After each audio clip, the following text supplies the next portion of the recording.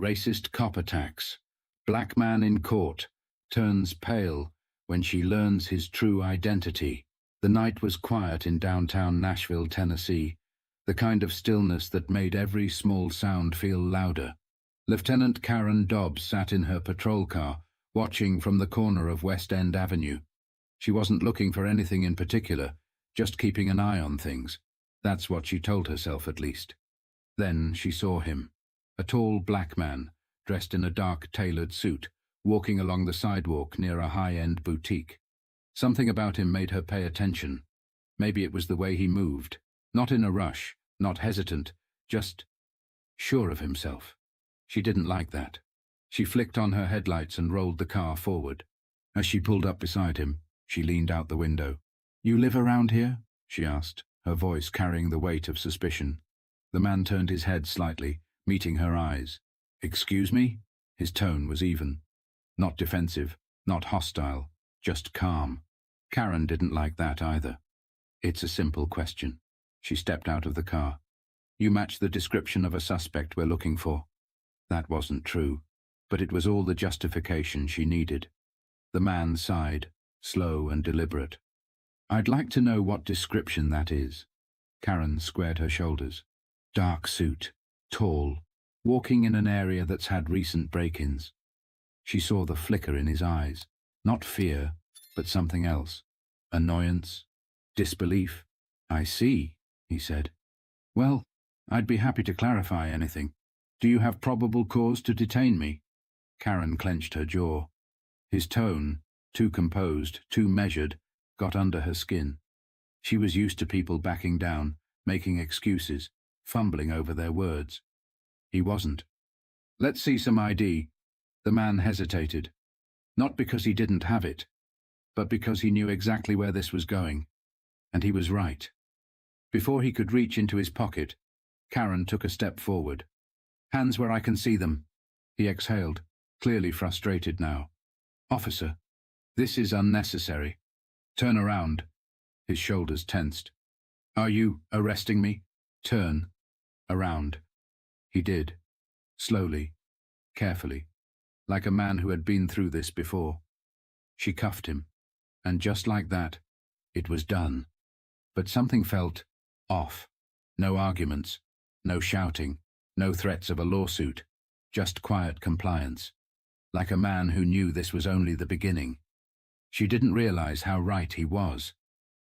But she was about to find out. The hum of voices in Davidson County Courthouse filled the air as Lieutenant Karen Dobbs adjusted her uniform, rolling her shoulders back. She had done this before. Stood in front of a judge, given her account, walked out without a second thought.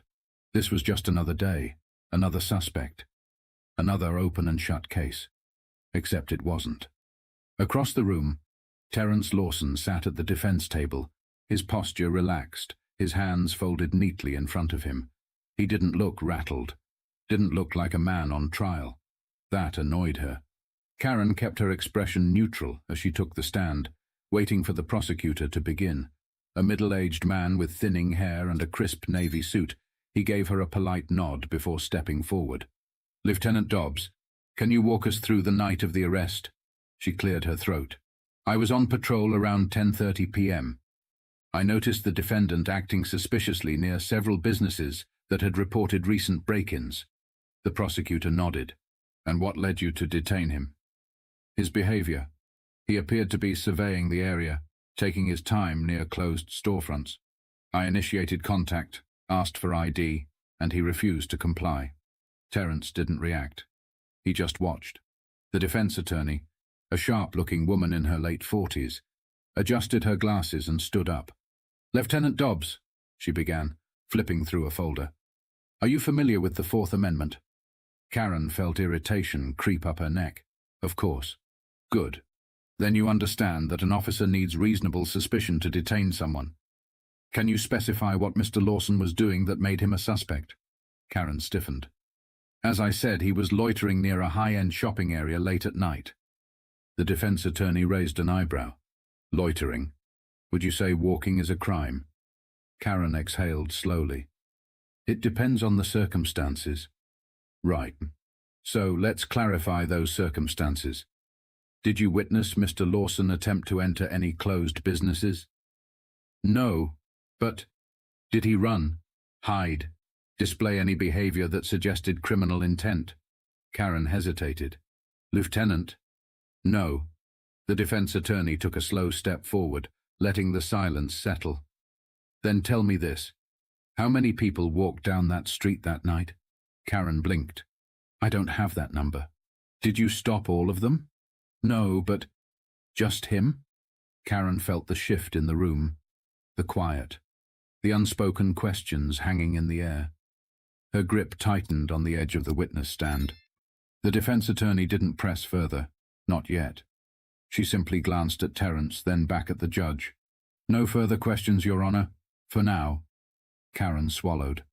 This wasn't going the way she expected, and something told her it was about to get worse, but she had no idea just how bad it was going to be. Karen sat stiffly in the witness chair, her palms pressing into her lap. She was used to courtroom procedures, but this wasn't how things were supposed to go. The defense attorney, Victoria Hayes, had already poked holes in her testimony, and now, as she stood again, flipping through her folder with a quiet confidence, Karen braced herself. Lieutenant Dobbs, Victoria said, adjusting her glasses. Let's talk about what happened after you detained Mr. Lawson. You placed him under arrest without incident? Karen nodded. Yes. And then you transported him to the precinct? Correct. Victoria walked slowly toward the defense table, lifting a document. According to your report, you charged him with obstruction of justice and resisting arrest. She turned her sharp gaze toward Karen. But you just testified that he complied. How exactly did he resist? Karen's mouth went dry. He refused to show ID. Victoria arched a brow. Is that a crime? Karen hesitated. It can be, if an individual is suspected of unlawful activity. Suspected? Based on what? Karen clenched her jaw. His behavior. Victoria sighed, setting the document down. You keep saying that, Lieutenant. But let's examine the facts. You had no description of a suspect that matched him. You didn't see him commit a crime. You didn't even witness anything close to illegal behavior. And yet, you arrested him. She let the words hang for a second before adding, Did you ever stop to consider that he might have just been a man walking home? Karen felt the heat rising in her chest. I did what any officer would do in my position. Victoria didn't blink. Would you have done the same if he were white? A ripple went through the courtroom. Someone coughed. The judge gave a warning glance, but the tension was already thick in the air. Karen forced herself to keep her face neutral. Race had nothing to do with it. Victoria nodded, as if she expected that answer. Let's move on. You ran his name through the system after his arrest, correct? Karen hesitated. Yes. Victoria held up another paper. Did you find anything? Karen exhaled. No. No warrants, no priors. Karen shook her head. Nothing. Victoria let that settle before stepping closer. So, to recap, an innocent man with no criminal record, who wasn't breaking any laws, was arrested simply because you thought he looked suspicious. Karen clenched her jaw. I stand by my decision. Victoria didn't argue. She just turned to the jury. That's all, Your Honor. Karen exhaled as the judge called for a recess. She stood, straightening her uniform, and made her way toward the hallway. But the moment she stepped outside, she saw something that made her stomach tighten. Across the corridor, Terence Lawson was shaking hands with a court clerk, who then leaned in and whispered something to Victoria. Karen's pulse quickened. She didn't know what was going on, but whatever it was about to change everything. Karen's fingers curled into her lap as Terence Lawson stood, adjusting the cuffs of his suit. The quiet confidence in his posture sent a ripple through the courtroom, not just because of the way he moved, but because he wasn't acting like a man fighting for his innocence. He was acting like a man who already won. The judge looked up from the folder, her expression unreadable. Mr. Lawson, you may proceed. Karen stiffened. Since when did defendants get to proceed? Terence stepped forward, his voice steady. Your Honor, I've remained silent throughout most of these proceedings, allowing my counsel to present my case. But I believe it's time I speak for myself. Karen felt her stomach tighten. He's too calm, too controlled. Go ahead, the judge said. Terence turned, his gaze landing on her. Lieutenant Dobbs, he said evenly, do you remember the night of my arrest? Karen's mouth felt dry, but she forced herself to nod. Of course. And you testified, under oath, that you stopped me because I appeared suspicious, that I was loitering in a wealthy area, that you were acting in the best interest of public safety. She sat up straighter. That's correct. A small, knowing smile played at the corner of his lips. Interesting. Karen clenched her jaw. Terence turned back to the judge. Your Honor, I'd like to formally introduce myself. A hush fell over the room. My name is Special Agent Terence Lawson. Karen's heart stopped. I am a federal investigator with the Department of Justice's Civil Rights Division. For the past 7 months, I have been working undercover to identify patterns of unlawful policing, specifically targeting cases of racial profiling and false arrests. Karen felt her breath leave her lungs. She barely registered the collective murmur sweeping through the courtroom. The prosecutor turned to her, his face pale. Terence reached into his jacket, pulling out a Department of Justice badge, holding it up for the judge to see. This case was never about me being a suspect. It was about me being a target. Karen's vision tunneled. No, this wasn't happening. The judge nodded slowly. I've reviewed the documents presented by Mr. Lawson's team.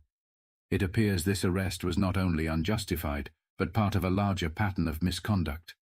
She turned to Karen. Lieutenant Dobbs, do you have anything to say for yourself? Karen swallowed hard. Words failed her. Everything she thought she knew, about her case, about her authority, about how much control she had in that courtroom, had just shattered. The defense attorney folded her arms. We'll be filing a formal motion to dismiss all charges, effective immediately. The judge nodded. Motion granted. Karen could barely process what was happening as the gavel came down. But the worst was yet to come. Because Terence Lawson wasn't finished. And what he was about to say next would make her regret ever putting those handcuffs on him. Karen sat frozen. The courtroom buzzed with whispers, but all she could hear was the pounding of her own heartbeat. Special agent. She had arrested a federal agent under false pretenses. Not just any agent. One investigating cops like her. Her. Terence remained standing, his badge still in hand, but his eyes were locked on her now. Lieutenant Dobbs, he said, his voice smooth, deliberate. Would you like to know why I was in that neighborhood that night? Karen swallowed, but her throat felt like sandpaper. He didn't wait for an answer. I was there following a lead. On corrupt policing. He let the words sink in before continuing. We'd been receiving complaints about an officer in this district, unlawful stops, racial profiling, false reports. Karen's pulse hammered in her ears. So, I went out that night. Alone. No wires, no backup. Just me. He tilted his head slightly. To see if the stories were true. Karen could barely breathe. Terence turned toward the judge. And within minutes of my arrival I was stopped and detained, without cause. He looked back at her. By you. The weight of it crashed over her. This was never a routine arrest. She had walked right into a setup, and she hadn't even known. The judge exhaled. Agent Lawson, given the severity of what's been presented here, I assume the DOJ will be taking further action. Karen's hands curled into fists under the table. Terence gave a slow nod. Yes, Your Honor. The Department of Justice will be conducting a full review of Lieutenant Dobbs's cases, as well as the department's handling of civilian interactions. Karen's breath hitched. A full review. That meant every stop she had made, every arrest, every report. Everything she had ever done in uniform was about to be picked apart. She gritted her teeth. This wasn't fair. She was just doing her job. The judge nodded solemnly. Then this court will cooperate with any federal investigation as needed. Terence finally sat down. The tension in the air didn't lift. Karen's mind whirled. This wasn't how things were supposed to go. She was the cop. He was supposed to be the criminal. But today, the badge on her chest didn't mean power. It meant scrutiny.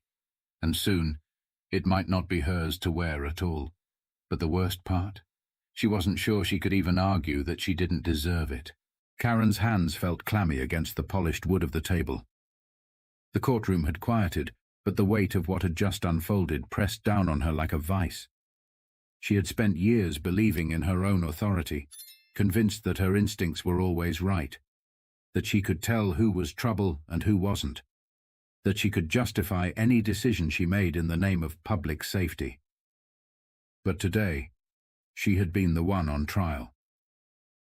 The judge glanced at her one last time before standing. This concludes today's proceedings. Court is adjourned. The gavel came down. A sharp, final sound. Karen didn't move. For the first time in her career, she didn't know where she stood. The courtroom slowly emptied, but Terence Lawson remained seated, watching her. Not with anger, not with satisfaction. With something else. Disappointment.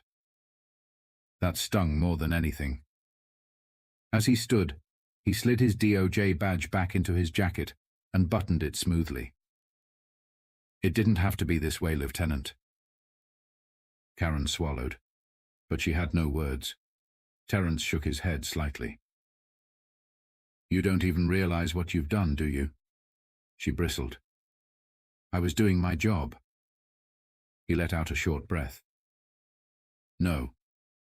You were doing what you thought you could get away with. Karen clenched her jaw. How many others? Terence asked. She froze. How many people have you done this to? Her mouth opened, then closed. She didn't have an answer, and that silence was answer enough. Terence studied her for a long moment, then simply shook his head and walked toward the exit. The defense team followed. The judge disappeared into chambers. Even the prosecutor, who had been seated beside Karen all trial, quickly packed up his things and left without a word. Karen was alone. She exhaled slowly and finally pushed herself up from her chair. But as she moved toward the door, she caught sight of her reflection in the glass panel. For the first time in her life, she wasn't sure she recognized the person staring back. All these years she thought she had control. She thought she was the one deciding who belonged and who didn't. But now, she wasn't in control of anything. And that terrified her. Because for the first time, she saw herself the way others had always seen her. Not as the hero, not as the protector, but as the problem. And the worst part? She had no one to blame but herself.